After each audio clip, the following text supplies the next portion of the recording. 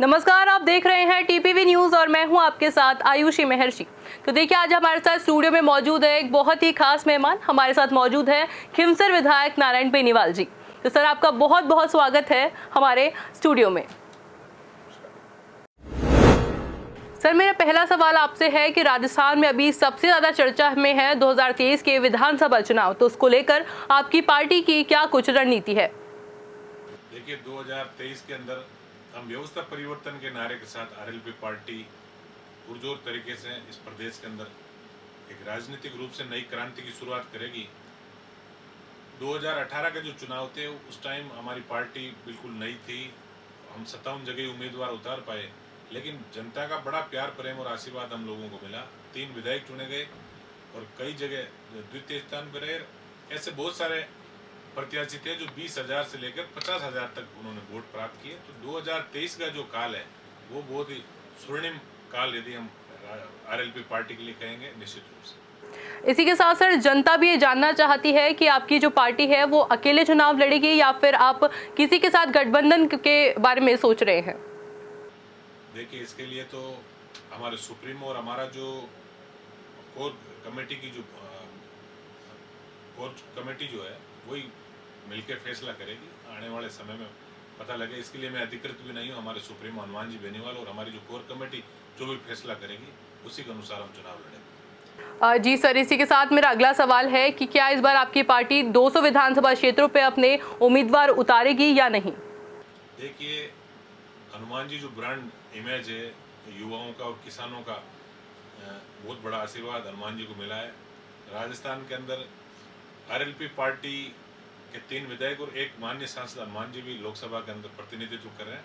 निश्चित रूप से 200 स्थान पे जो है वो प्यार प्रेम आशीर्वाद लोगों का मिल रहा है और आने वाले दिनों में जैसी वो रणनीति तैयार करेंगे मिलके, उस हिसाब से हम चुनाव लड़ेंगे। तो देखिए सर, क्या होता था कि राजस्थान में पहले हम देखते थे कि 2 पार्टियां जो कि उभर के सामने आती थी वो थी कांग्रेस और बीजेपी। पर पिछले कुछ समय से हम देख रहे हैं कि आम आदमी पार्टी और जो आरएलपी है वो उभर के बहुत ही सामने आ रही है जनता के। तो उसके बारे में आप क्या कुछ कहना चाहेंगे? देखिए, जनता जो है वो मिला जुली का जो कांग्रेस और बीजेपी का जो खेल है उस खेल से कहीं न कहीं त्रस्त नजर आई और उनको हनुमान बेनीवाल जी में एक कहीं न कहीं एक आशा की किरण जो लोगों को नजर आ रही है। और हनुमान बेनीवाल जी बड़े स्पष्ट वक्ता भी हैं, साफ छवि से उन्होंने राजनीति की शुरुआत की और नौजवान और किसानों के लिए हमेशा लड़ते हैं। और एक ही चीज़ वो कहते हैं कि इस प्रदेश में जब तक व्यवस्था का परिवर्तन नहीं होगा, हम कानून बढ़ाने की बात करते हैं लेकिन कानून की इम्प्लीमेंट की हम बात नहीं करते, तो जब तक व्यवस्थाएं नहीं सुधरेगी तब तक एक उनका जो खुशहाल राजस्थान का जो सपना हम सबका है उस पर हम पूरा नहीं कर सकते।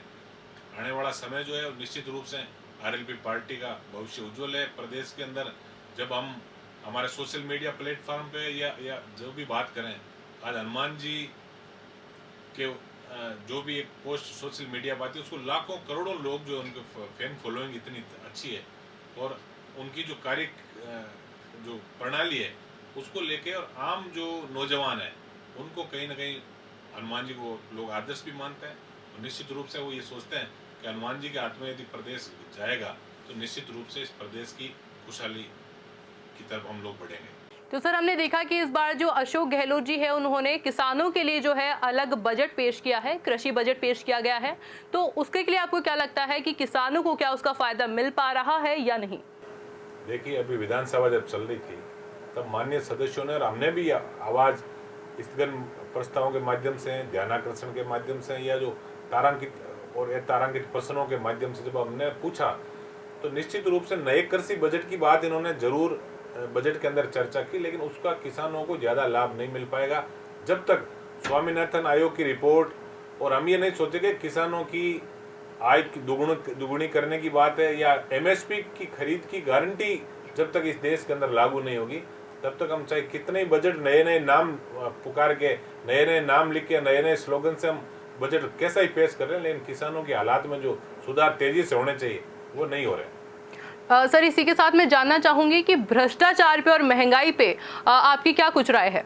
देखिए, हनुमान जी जो हमारे सुप्रीमो एक ही चीज़ कहते हैं कि जब तक जीरो टॉलरेंस की सिर्फ बातों से कुछ नहीं होगा। बातें तो करते हुए 75 साल हो गए, लेकिन ऐसे कानून भी बने हुए हैं लेकिन वो इम्प्लीमेंट क्यों नहीं हो रहे हैं।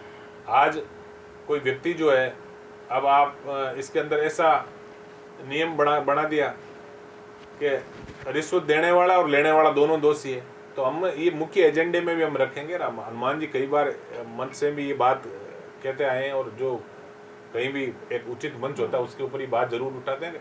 जब तक सिर्फ भ्रष्टाचार के अंदर रिश्वत लेने वाले को दोषी नहीं मानोगे आप, तब तक जनता ऐसे ही पिसती रहेगी। तो निश्चित रूप से जीरो टॉलरेंस पे जो कार्रवाई होनी चाहिए, जो सत्ता के अंदर या जो नेता लोग या लोक सेवक जो हैं वो ईमानदारी से कहीं ना कहीं इसके अंदर जितना वर्क होना चाहिए था 75 साल में उतना नहीं हो पाया। और उसी का कारण है कि भ्रष्टाचार तेजी से पनप रहा है और भ्रष्टाचारी लोग आगे बढ़ पे। मैं मीडिया के माध्यम से आपसे भी ये जरूर आग्रह करूंगा, मीडिया के बंधुओं से, कि ये बहुत बड़ा मुद्दा जो धीरे धीरे कैंसर की तरह नासूर बनता जा रहा है इस देश के अंदर, हम सब मिलके और इस भ्रष्टाचार को खत्म करेंगे, तभी जनता का असली जो भला है वो हम कर पाएंगे। सर, उसी के साथ हम देखते हैं कि हाल ही में जो रीट का जो मुद्दा था वो बहुत ही उभर के आया था। लोग अनशन पे बैठे थे, युवा थे, बहुत परेशान हुए थे। तो सर, उसमें जो घपलेबाजी थी उसको लेकर के आपकी क्या कुछ राय है?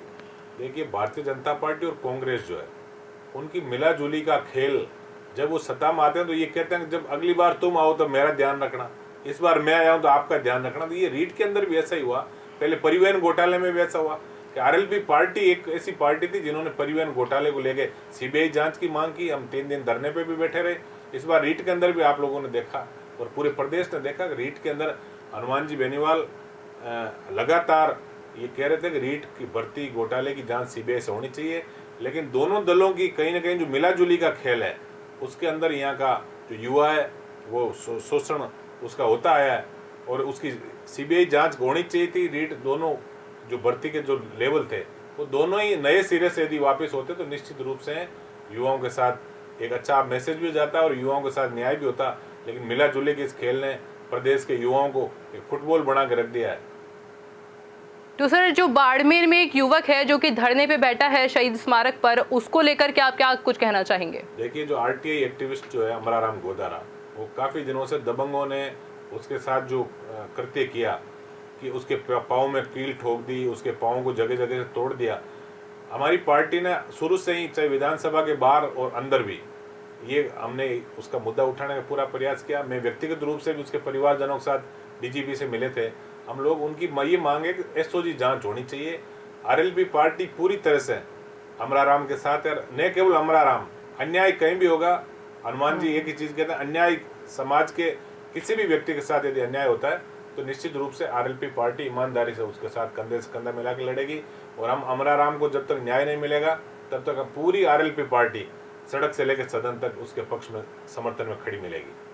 तो देखिए सर, जब हम भ्रष्टाचार की बात कर रहे हैं और चुनावों की भी साथ में बात कर रहे हैं, तो हम देखते हैं कि पेट्रोल डीजल के जो दाम है वो अब बढ़ते जा रहे हैं और लोगों का ये कहना है कि ये जो दाम बढ़े हैं ये चुनाव के बाद से बढ़ने लगे और कहीं ना कहीं बीजेपी की इसमें एक मुख्य भूमिका के तौर पर वो बढ़ता हुआ नजर आ रहा है। उसको लेकर के आपकी क्या कुछ राय रहेगी? देखिए, बिल्कुल इस बात से हम इनकार नहीं कर सकते कि महंगाई बहुत तेजी से बढ़ रही है और पेट्रोलियम पदार्थों के दाम जो है वो कम होने चाहिए। कुछ सरकार की नीतियां, हमारे राजस्थान सरकार की वैसे नीतियां रही कि जो लोकल टैक्स जो है, आज यदि हरियाणा की बात हम करें तो 10-12 रुपए लीटर पेट्रोल डीजल यहाँ से सस्ता है। तो यहाँ की लोकल सरकारों को ऐसा करना चाहिए। और हम तो, हमारी पार्टी जो है उसका बिल्कुल साफ, हम जो मैनिफेस्टो भी लेकर आएंगे इसके अंदर ही करेंगे। पेट्रोलियम पदार्थों के दाम जो कई बार एड के अंदर आता ना कि जोर का झटका धीरे से, ये वाली बात सरकारें करती, कभी 10 पैसे 20 पैसे 50 पैसे बढ़ा के और पता नहीं कितने रुपए इन्होंने बढ़ा दिए। तो ये आम जनता पे बहुत बड़ा बोझ है। महंगाई रूपी जो अजगर है ये धीरे धीरे समाज को निगल रहा है। हम पुरजोर तरीके से, अब चूंकि अब विधानसभा का सत्र खत्म हो गया, हम गाँव गाँव ढाणी ढाणी तक लोगों को जागृत करके और इस महंगाई रूपी जो राक्षस है इसको हम कैसे रोक सकें, इस पर बैठ के हम मंथन भी करेंगे। और हमारा ये पूरा प्रयास रहेगा कि महंगाई की ये जो मार है ये आम व्यक्ति तक नहीं पड़े और राजस्थान जो है वो जो हैप्पीनेस इंडेक्स की यदि हम बात कर रहे हैं उसकी तरफ हम लोग बढ़े। तो जी सर, एक सवाल है मैं जनता की तरफ से आपसे करना चाहूँगी कि अगर आपकी पार्टी आती है तो युवाओं के लिए, महिलाओं के लिए क्या कुछ खास रहेगा? देखिए, युवा और किसान, महिलाएं, यही तो हमारा मुख्य वो एजेंडा है। हमने सबसे पहले जो हनुमान जी ने ये मांग की कि युवाओं को रोजगार, और यदि जब तक उसको रोजगार नहीं मिले तब तक 10,000 रुपये उसको बेरोजगारी भत्ता मिलना चाहिए। और स्थानीय जो बड़ी कंपनियों के अंदर जो है वो स्थानीय लोगों को 80% स्थानीय लोगों को रोजगार मिलना चाहिए। उसके अलावा एक भर्ती के कैलेंडर समय पे जारी हो, और महिलाओं की जो आज हनुमान जी बात कहते हैं अपराध के अंदर हम पहले स्थान पर आ गए, हम ऐसी व्यवस्था चाहते हैं कि रात को 12 बजे भी हमारी बहन बेटी सड़क पे अकेली निकल पड़े तो किसी की मजाल लेके जो उसकी तरफ देख ले। हम ऐसे ठोस कानून इस प्रदेश में बनाने का प्रयास करेंगे। हम क्योंकि चूंकि हम किसान परिवार से आते हैं और हम जानते हैं कि एक किसान के बेटे का जो बेरोजगारी का दंश जो झेल रहा है उसकी क्या हालत हो रही है इस समाज के अंदर, तो निश्चित रूप से युवाओं का, किसानों का और महिलाओं के उत्थान के लिए जो भी ठोस कोई कार्य योजना इस प्रदेश में हम लेके आएंगे। तो सर देखिए, बात करते हैं कि अभी आपने खुद ने कहा कि मैं किसान परिवार से हूं, पर हम देखते हैं कि धीरे धीरे सभी शहर की तरफ बढ़ते जा रहे हैं, सभी शहर के विकास की कहीं ना कहीं बात करते हैं। पर अगर हम बात करें गाँव की, छोटे गाँव की, कस्बों की, तो सर इनमें जो हालात हैं पढ़ाई को लेकर, मेडिकल फैसिलिटीज को लेकर के, वो अभी इतने बेहतर नहीं है। तो उसको लेकर के आपकी पार्टी क्या कुछ नया करेगी? देखिए, बिल्कुल अच्छा प्रश्न आपने उठाया, क्योंकि ये कहते हैं देश की आत्मा जो है वो गाँव के अंदर बसती है। और चौधरी चरण सिंह जी ने ये बात कही कि देश की उन्नति और खुशहाली का रास्ता खेतों और खलिहानों से होकर गुजरता है। तो निश्चित रूप से जब तक समाज के अंतिम छोर पर बैठे उस व्यक्ति का हम कल्याण नहीं करेंगे, उसकी प्रोस्पेरिटी की यदि हम बात नहीं करेंगे, तो खुशहाल प्रदेश और खुशहाल देश की बात करना बेमानी है। हमारी पार्टी का मुख्य एजेंडा यही, हम चाहते हैं कि जो समाज के अंतिम छोर पर बैठा जो व्यक्ति, उसको मूलभूत सुविधाएं जो है उसको यदि आप करोगे, एक रूरल डेवलपमेंट का बहुत बड़ा प्लान यदि आप बना के, आप मास्टर इसकी बात आप करते हैं, अच्छे कस्बे बनाने की बात करते हैं, अच्छे शहर बनाने की आप बात करते हैं, लेकिन टाउन प्लानिंग की आप बात करते हैं, लेकिन गांव के अंदर प्लानिंग होना बहुत आवश्यक हो गया। मैं इसके लिए मैं धन्यवाद देना चाहूँगा हमारे सुप्रीमो हनुमान जी बेनीवाल का। मेरी विधानसभा खींवसर में जहाँ वो पहले प्रतिनिधित्व करते थे, आज आज़ादी के 75 साल की यदि हम बात करें तो 70 साल तक हमारी विधानसभा में कोई महाविद्यालय नहीं था, लेकिन अब पिछले 5 साल के अंदर 4 महाविद्यालय उनके प्रयासों से खुले, 2 महिला कॉलेज और 2 कोएड कॉलेज। इसके अलावा गांव-गांव और ढाणी-ढाणी तक पानी का जो जेजेएम की स्कीम है, उसके अलावा जो सौभाग्य की योजना है उसका भी बहुत बड़ा बजट वहाँ खर्च भी हुआ है। गाँव ढाणी तक बिजली पानी की सुविधाएं हमने मुहैया कराई है।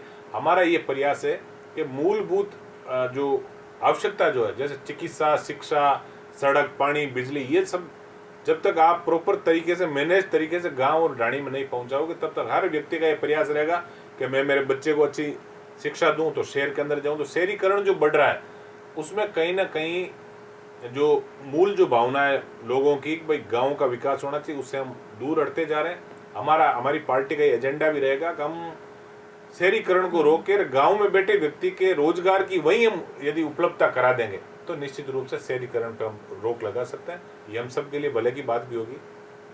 सर इसी के साथ हम देखते हैं कि जो महंगाई है वो एक बहुत ही बड़ा मुद्दा है। जैसे कि हमने हाल ही में बात की पेट्रोल डीजल के दामों की, कि वो भी धीरे धीरे बढ़ते जा रहे हैं, पर उसी के साथ में एक बड़ी समस्या है कि जो टोल टैक्स है वो भी आप देखिए कि अभी वो बढ़ता जो नजर आ रहा है। अभी कुछ दिन पहले ही सरकार की तरफ से नियम आ रहे हैं कि टोल टैक्स है वो भी अभी बढ़ा दिया जाएगा। तो सर उसको लेके क्या आपकी पार्टी कुछ नया करेगी? देखिए, टोल मुक्त राजस्थान का हमारा हनुमान जी का जो सपना है, टोल मुक्त राजस्थान होना चाहिए। अब तो जब चूंकि संसद में प्रतिनिधित्व करते हैं नागौर का, तो टोल मुक्त भारत की बात करते हैं, लेकिन टोल मुक्त राजस्थान की हमेशा उन्होंने पैरवी की। वो एक बात कहते हैं, जब हम कोई गाड़ी खरीदते हैं तब हम बहुत बड़ा रोड टैक्स देते हैं, तो फिर रोड टैक्स जब हमने दे दिया तो फिर टोल टैक्स किस बात का? हमारा मुख्य एजेंडा यही है कि इस प्रदेश के अंदर टोल खत्म होना चाहिए। टोल मुक्त राजस्थान का हमने सपना देखा है। निश्चित रूप से हमारी पार्टी इसमें तेजी से कार्य करेगी और जनता का आशीर्वाद मिला तो निश्चित रूप से राजस्थान के सारे जो टोल हैं वो बिल्कुल ख़त्म करके और सड़क पे आदमी आराम से अपना वाहन चलाए, ऐसी हम प्रक्रिया का इस प्रदेश के अंदर शुभारंभ करेंगे। जी सर, देखिए हम परीक्षाओं की बात करते हैं कि जो घपलेबाजी, सिर्फ रीट तो एक तरह से हमने एक उदाहरण देखा था कि रीट के घपलेबाजी का जो मामला था बहुत ही उभर के सामने आया था, परंतु ऐसी बहुत सी परीक्षाएं हैं जिसमें घपलेबाजी होती है। तो उसको लेकर के आपकी पार्टी क्या कुछ करने वाली है? देखिए, जब तक चयन आयोग जो है, चयन बोर्ड जो है, चाहे हम आरपीएससी की बात करें, चाहे कर्मचारी चयन आयोग की बोर्ड की बात करें, जब तक ऐसे पदों के ऊपर योग्य व्यक्तियों को आप नहीं बिठाओगे तब तक इन सब चीज़ों का दंश हमें हमारे समाज को झेलना पड़ेगा। आज हकीकत ये है कि जो सीएम साहब की सब्जी लाता है या जो बच्चों को स्कूल छोड़ के आते हैं मंत्रियों को, उनको आरपीएससी का मेंबर बना दिया जाता है, उनको आरपीएससी का चेयरमैन बना दिया जाता है, तो उनसे हम न्याय की और एक पारदर्शिता की उम्मीद कैसे करेंगे। आज विधानसभा जब चल रही थी तब सारी उच्च शिक्षा के ऊपर जब डिस्कस हुआ तो ये पता लगा कि 14 से ज़्यादा कुलपति जो है वो राजस्थान के अंदर बाहर के हैं। उदयपुर के कुलपति की यदि हम बात करें तो उनकी जो पद की योग्यता होनी चाहिए वही नहीं है। राजस्थान विश्वविद्यालय जो बहुत ही प्रतिष्ठित विश्वविद्यालय है उसके अंदर भी कुलपति के पास जो योग्यता होनी चाहिए वो नहीं है। तो हम कहीं ना कहीं जो ये नियुक्तियां जो है इसके अंदर जो राजनीतिकरण जो हुआ है उससे हमें ये समाज को दंश झेलना पड़ रहा है। हमारी पार्टी बिल्कुल इसके ऊपर गंभीरता से विचार करेगी कि जब ऐसे जितने भी संवैधानिक पद है या जो भर्तियों के बोर्ड हो गए, आपके आयोग हो गए, इनके अंदर योग्यताधारी व्यक्ति को यदि हम पद पे बिठाएंगे तो निश्चित रूप से इन सब चीज़ों से हम निजात पा सकेंगे। तो इसी के साथ सर देखिए कि जितनी भी जो पार्टियां हैं वो चुनाव की तैयारियों में लगी हुई है, तो उसमें आपकी पार्टी की तरफ से जनता के लिए क्या कुछ खास संदेश रहेगा? देखिए, संदेश हमारे बुजुर्गों ने बिल्कुल पहले ही कह दिया था कि उन्होंने ये कहा कि उठ जाग मुसाफिर भोर भई, अब रहन कहाँ जो सोवत है, और जो सोवत है सो खोवत है, जो जागत है सो पावत है। तो हम हमारे अधिकार और हक के लिए जिस दिन जाग गए तो ये समझो लोकतंत्र के अंदर आधा विकास आपका वैसे हो गया। मैं तो मतदाताओं से और मेरे युवा साथियों से ये अपील करूंगा कि आप संवेदनशील होके और अपने हक और अधिकारों के लिए जागृत होके, और आपको एक लंबी लड़ाई राजस्थान को खुशहाल बनाने के लिए लड़नी है, जिसके लिए हमारे सुप्रीमो हनुमान बेनीवाल जी हमेशा मंच के माध्यम से भी, सोशल मीडिया प्लेटफॉर्म पे और लोकसभा और विधानसभा में जहाँ भी हो रहे, सड़क से लेकर सदन तक उन्होंने संघर्ष किया। हमारा यही प्रयास है कि हम सब मिलके और अपने अपने हक और अधिकारों के लिए लड़ना सीखें, ईमानदारी के साथ हम आगे बढ़ना सीखें। हमारा एक ही ध्येय हो कि राजस्थान खुशहाल प्रदेश के रूप में कैसे आगे विकसित हो। मैं जनता से यही अपील करूंगा कि योग्य उम्मीदवारों को यदि आप चुनें, जातिवाद, धर्मवाद इन सब पे आप चोट करके और अच्छे व्यक्ति को यदि आप अपना जनप्रतिनिधि बनाओगे तो निश्चित रूप से वो आपकी आवाज़ भी उठाएगा और उसका ईमानदारी से प्रयास रहेगा कि राजस्थान खुशहाल प्रदेश की श्रेणी में आगे बढ़े। तो देखिए, एक बहुत ही अच्छी बात कही नारायण बेनीवाल जी ने कि हमें हमेशा अपने हक और अधिकार के लिए लड़ना चाहिए। तो आज के हमारे खास कार्यक्रम में सिर्फ इतना ही। आज हमारे साथ मौजूद थे नारायण बेनीवाल जी, जिनसे हमने बहुत ही खास बातचीत की। तो आप सभी से फिर मुलाकात होगी। नमस्कार।